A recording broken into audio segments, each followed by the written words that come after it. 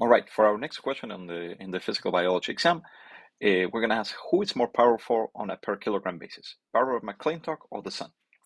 And to do this, we need to know something. And that something is that I'm going to give you is the plot that I'm showing you on the left that shows you the power that is received on Earth per square meter for each wavelength. Okay. And basically, what I'm going to propose is that um, we're going to estimate the total power irradiated by the sun onto Earth by just integrating here by saying that approximating the area under this curve by this little rectangle here, okay, which it's about 1,000 nanometers in width, and it's 1 watt per meter square per nanometer in height, which means that this gives me 1,000 watts per square meter. Okay, so what this means, as shown on the left over here, is that if I look at any position along the sphere defined with the center of the sun in the middle and the sphere defined with a radius corresponding to the distance between the Earth and the sun, the power per unit area received along that sphere is 1,000 watts per meter. And if I want to figure out the total power of the sun, all I need to do is to integrate over the whole sphere, meaning I need to do, if I want to figure out the power of the sun, what I need to do is to grab the 1,000 watts per meter squared times the area of the sphere, which is 4 pi, times, as you see there, 150 times 10 to the 9 meters squared. Okay, and so, let's try to street fight this a little bit. So this is going to be 10 to the 3 watts per meter squared. 4 pi is around 12. I'm going to call it 10 just to keep it simple.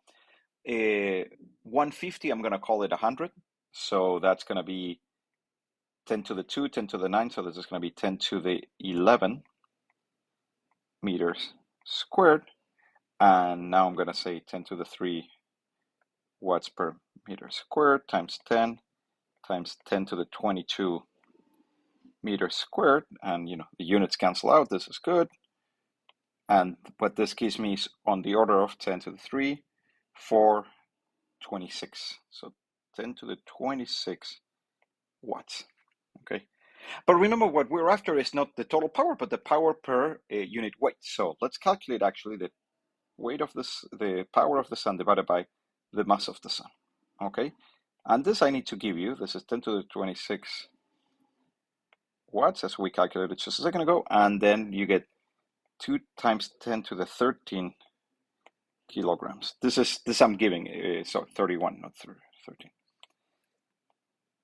kilograms. And we're just quoting this result right now. And so this is approximately, I'm going to say 1/2, and then 10 to the 26 divided by 10 to the 31, that's 10 to the minus 5 watts per kilogram. That's what we're going to say. Okay. All right. So now we got the sun. So what's the power, what's the power of a human? Okay.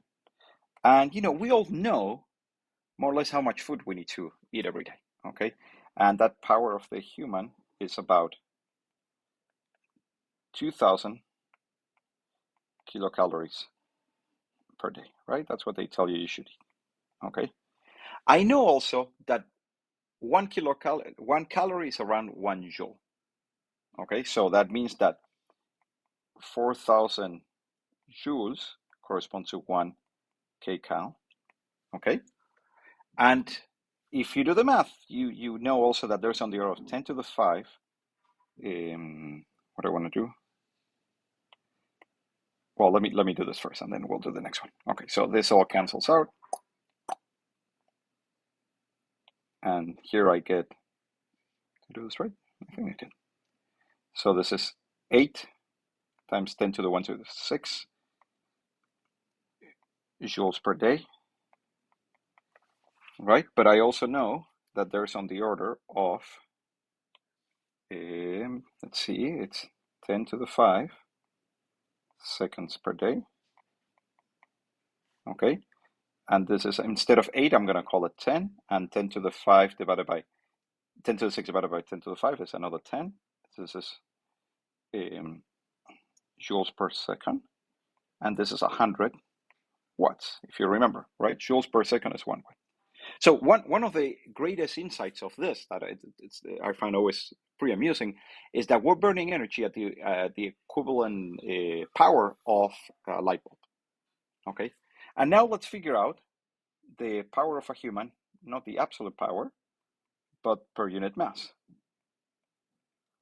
And just to keep it simple, let's say that a typical human weighs 100 kilograms, right? Once again, we're street fighting. The details don't matter too much, and this is 1 watt per kilogram. Okay, so what do we learn?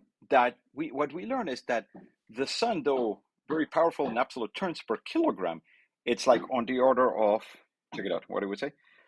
5 orders of magnitude weaker than humans.